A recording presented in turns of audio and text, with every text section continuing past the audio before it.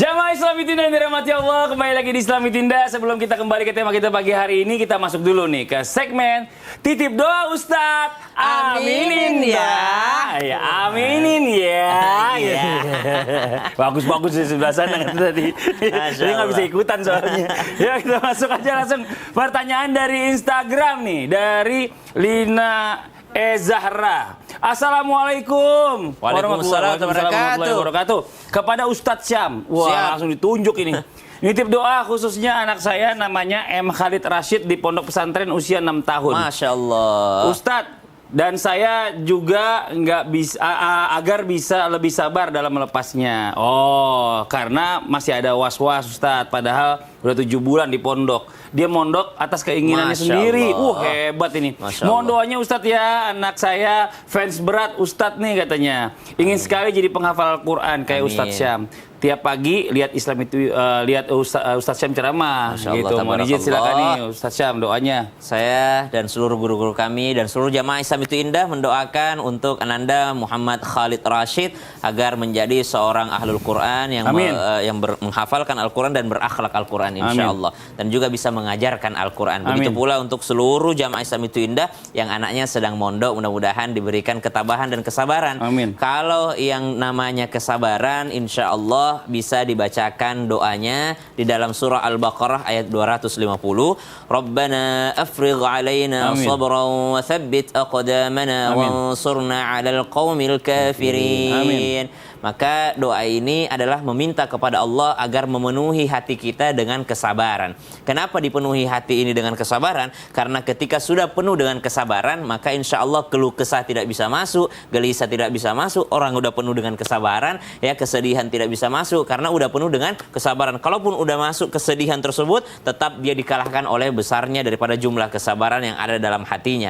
Maka minta dengan doa Al-Baqarah ayat 250, Rabbana afrigh alaina sabra wa tsabbit aqdamana wansurna 'alal qaumil kafirin. Yang jelas, Masya Allah, sudah punya modal utama tadi, anaknya sendiri yang mau. Ketika anak mau, maka tinggal didukung oleh orang tuanya. Kalau bunda sedih, ayahanda sedih, pasti sedih ya. Mustahil tidak sedih melepaskan anak, dan was-was itu pasti ada. Maka subhanallah, apa yang harus dilakukan ayah bunda? Maka ayah bunda mesti menyerahkan kepada Allah Subhanahu wa taala. Tapi ingat, ikhtiar maksimal juga, maksimalkan pengawasannya, ya ketahui bagaimana pondoknya, ya ketahui bagaimana lingkungannya juga di sana. Maka itu adalah usaha maksimal daripada orang tuanya. Al-Baqarah ayat 250.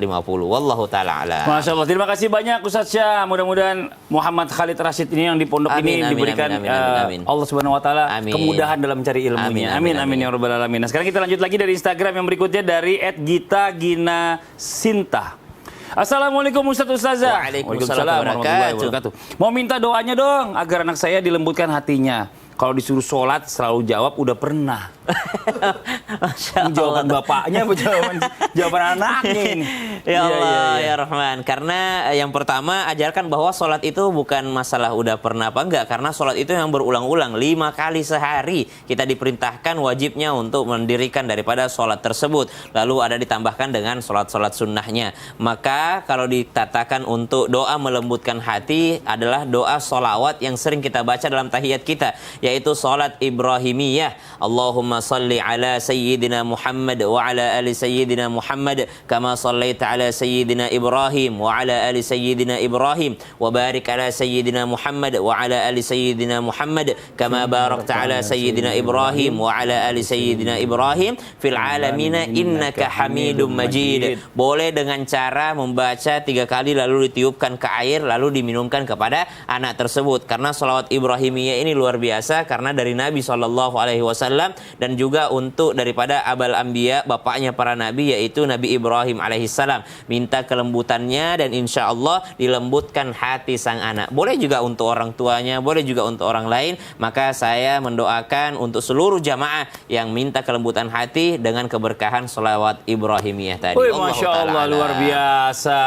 Ada yang mau ditambahkan Ustadz Maulana? Nah, buat yang main di rumah, Masya Allah, tabarakallah, makasih banyak Ustaz Sam, Mas Fadli yang sudah membacakan segmen titip doa. Nah, kalau ada jamaah yang mau juga nitip doa, boleh nih masuk di media sosial Islam itu indah. Nah, sekarang kita lanjut lagi nih buat jamaah Islam itu yang ada di rumah. Ya memang yang namanya mendidik anak untuk sholat ini adalah kewajiban orang tua. Karena setiap anak sholat, insya Allah juga orang tua dapat namanya pahala jariahnya yang ngajarkan anaknya untuk sholat. Nah, hari ini kita bahas lagi ya, tema kita hari ini sholat adalah pagar pelindung anak. Jadi sholat ini selain kewajiban, ini bisa menjadi pagar juga buat anak kita ini mencegah perbuatan yang tidak diinginkan. Betul, Nah, sekarang kita saksikan dulu nih, lagi nih ada sebuah video tayangan yang bagus juga untuk disaksikan ya, tentang tetap semangat beribadah. Wah, ini dia tayangannya. Viral di media sosial video yang memperlihatkan semangat seorang remaja pria yang memiliki fisik tak sempurna untuk salat berjemaah di masjid. Bahkan remaja ini tetap bersemangat menunaikan ibadah salat berjemaah di masjid walau harus sambil bersandar ke tembok. Dalam video terlihat seorang remaja tingkat SMP yang baru menyelesaikan wudunya. Nah ini Masya Allah, ini ya namanya anak ini kalau emang udah mencintai masjid ini, kita aja yang udah gede aja kadang-kadang masih udah di rumah ya deh, kita sholat jamaah di rumah dan yang kecil soalnya. Ya anak kita jamaah yuk gitu, saya bilang ayo kita komat terakhir lah komat gitu, sambil ngajarin juga ke dia masalahnya. Nah ini bagaimana caranya memberikan motivasi nih kepada anak, terutama anak yang memiliki kekurangan atau kekurangan fisik, mohon maaf, karena memang ini segala sesuatunya penciptaan Allah pasti yang terbaik untuknya ya. Ya walaupun fisiknya kurang, tapi tetap dia semangat untuk beribadah, untuk sholat kayak tadi di masjid. Ini bagaimana caranya kita nih sebagai orang tua ini memberikan wejangan kepada anak kita? Ini penjelasannya dari guru kita Ustazah Romlah. Ya Ustazah, sekolah nama Fadli, Masya Allah. Bismillahirrahmanirrahim. Jamaah. Jamaah. Alhamdulillah. Insya Allah mudah-mudahan masih tetap semangat. Pemirsa Islam itu indah, dan yang ada di studio ini pun para kameramen juga narasumber mudah-mudahan tetap semangat. Masya Allah ya Rahman ya Karim. Mudah-mudahan ini jadi amal kita untuk kita. Amin. Amin amin ya Rabbal alamin. Nah, tadi kita melihat bagaimana tayangan di video tadi, Masya Allah, tabarakallah. Anak yang memiliki kekurangan tetapi masih tetap semangat untuk melakukan aktivitas ibadah. Nah, bagaimana cara memberikan motivasi kepada anak, apalagi anak yang memiliki kekurangan, agar tidak putus asa dan juga tetap semangat menjalankan ibadah? Allah mengatakan di dalam Al-Quran surat At-Taghabun, a'udzubillahi minasyaitonirrajim, innama amwalukum wa auladukum fitnah, bahwa sesungguhnya hartamu dan anakmu adalah ujian untuk kita. Artinya ujian sebagai orang tua, apalagi anak yang memiliki tadi keterbatasan, kekurangan, ini ujian yang luar biasa, ujian kesabaran kita. Tetapi seberat apapun ujian, yakinlah Allah Maha tahu bahwa memang kita mampu untuk menjalankan ujian tersebut. Karena Allah tidak akan memberikan ujian di luar daripada kemampuan kita. Dan Allah Maha tahu mana yang terbaik untuk kita. Salah satunya memberikan anak kita dengan kekurangan, dengan keterbatasan. Nah, untuk memberikan motivasi tentu kepada anak yang memiliki keterbatasan tersebut, memberikan motivasi, bahwa di balik kekurangan kita, bahwa Allah memberikan sesuatu yang terbaik. Banyak sekali contoh orang-orang atau anak-anak yang cacat, yang memiliki kekurangan, tetapi dia unggul. Dia memiliki, memiliki nama yang luar biasa. Contoh yang baru-baru mungkin, sebagai duta Piala Dunia Qatar 22 adalah Ghanim Al-Miftah. Masya Allah, seseorang yang memiliki terbatas, tetapi dia luar biasa sehingga dijadikan duta daripada Piala Dunia 2022. Nah, kepada anak, kepada orang tua, terus memberikan semangat. Yang pertama, jangan bedakan anak kita yang memiliki kekurangan dengan anak-anak yang lain. Karena ketika kita membedakan perilaku dan sebagainya, nanti anak kita merasa minder dan sebagainya. Sama, kecuali anak itu memberikan pertolongan, membutuhkan pertolongan dari orang tuanya, boleh kita menolong anak tersebut. Jadi jangan membedakan anak-anak tersebut, baik anak yang normal maupun anak yang kekurangan, dengan melakukan pendidikan yang sama. Yang kedua, memberikan motivasi tentu yang ada. Yang pertama adalah memberikan apresiasi.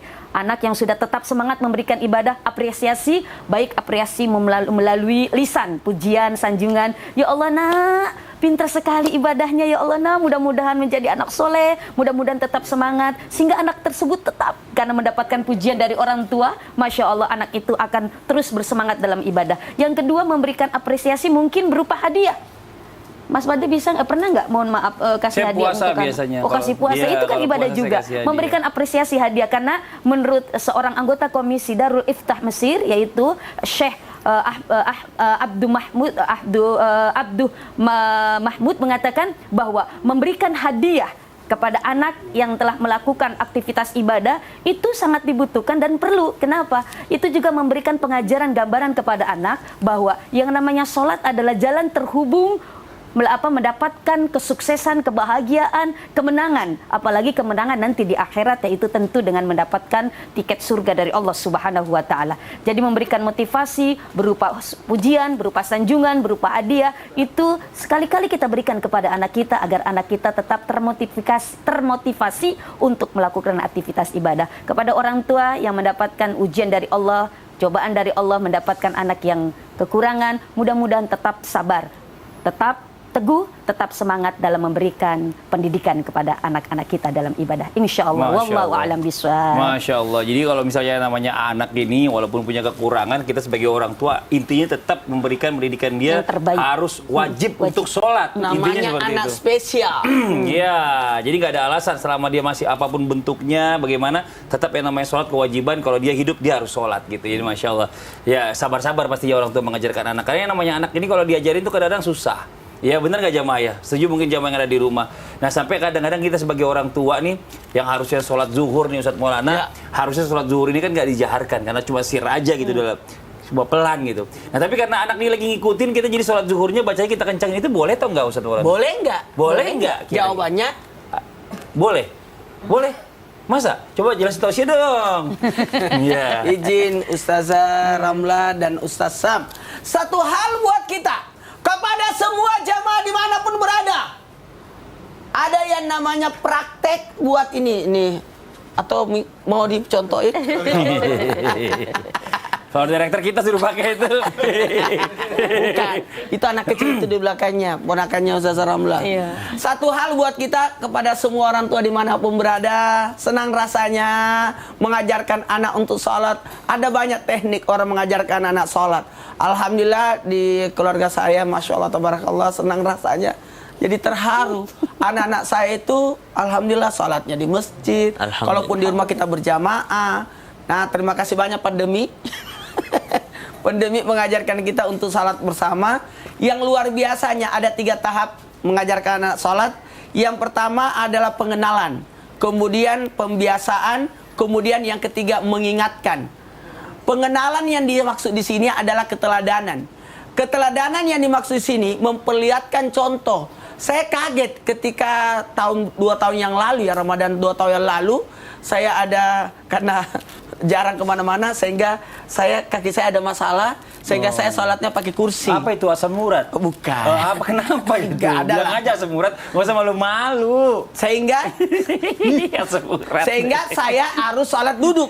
Apa yang terjadi? Anwar ternyata diambil kursi juga sholat pakai kursi. Oh itu dulu. Karena meniru. Nah, tidak begitu. Bersama juga masih itu berdua lagi. Nah, ya Allah udah habis. Jadi yang pertama, tolong perlihatkan keteladanan supaya anak mengenal tentang sholat itu. Persoalan tadi, bacaannya dibesarkan, bisa enggak? Tidak ada masalah. Untuk sekedar memberitahukan sebagaimana yang pernah diajarkan oleh guru bahwa dibesarkan suara sebagai pembelajaran. Sama anak-anak salat duha di sekolahnya. Ya Allah, kenapa sedikit? Ya Allah. Sedikit. Iya, susah bukanya ya. Jadi ini contoh, termasuk mukena-mukena seperti ini membuat anak-anak senang untuk pergi ke masjid, bangga dengan mempergunakan pakaiannya. Inilah di Indonesia ini luar biasa. Ada baju koko, ada baju warna-warni. Kenapa? Itu bagian daripada anak-anak itu senang untuk melakukan sholat. Bahkan usahakan di masjid ada taman bermain. Sehingga anak-anak rajin ke masjid, bukan anak-anak takut ke masjid. Nah, yang kedua adalah bagaimana kita mengajarkan metode sholatnya, dibesarkan suara, ada apa yang tadi. Dan yang ketiga adalah mengingatkan anak untuk sholat pakai alarm. Jadi diambil nggak ada gunanya ini. Ada lah, kan memperlihatkan ada warna-warna. Udah habis waktunya, udah habis mau praktekkan masih tadi. Udah habis waktunya. Yuk kita lanjut lagi nih. Buat jamaah Islam tindak ada di rumah. Jamaah nggak tahu jadi tahu kan akhirnya. Kita lanjut lagi membacakan pertanyaan masuk yang ada di sosial media. Islam tindak, kalau gitu kita kembali ke segmen Tanya dan Ustaz. Kami semua tanya dong Ustaz. Bentar, saya kasih praktek kalau udah selesai acara. Iya, ada pertanyaan bagus dari Instagram, Allah. Assalamualaikum Ustaz. Waalaikumsalam warahmatullahi wabarakatuh. Orang tua selalu berpesan, jangan pernah meninggalkan sholat. Tapi kenyataannya, ibu dan bapak saya justru jarang sholat. Astagfirullah. Orang tua aja saya tidak mengajarkan tentang sholat. Lalu apakah sholat saya diterima walaupun saya hanya mengetahui bacaan Al-Fatihah dan Subhanallah aja setiap sholat, Ustadz? Wah, ini Ustadz Syam nih, mau izin Ustadz Syam. Bismillahirrahmanirrahim. Tabi Ustaz Ramla, Ustaz Maulana Mas Fadli serta guru-guru kami yang dimuliakan Allah Subhanahu wa taala, maka selain daripada rukun lengkapnya sholat, rukun gerakan, ada juga namanya rukun qauli atau rukun yang mesti dilafalkan ketika sholat. Maka bukan hanya Al-Fatihah, tapi yang pertama kali itu adalah takbiratul ihram. Maka dimulai dengan takbiratul ihram, Allahu Akbar. Nah, di situ pada saat itu berniat dalam hati. Meskipun niatnya adalah berbahasa Indonesia, itu juga tetap sah.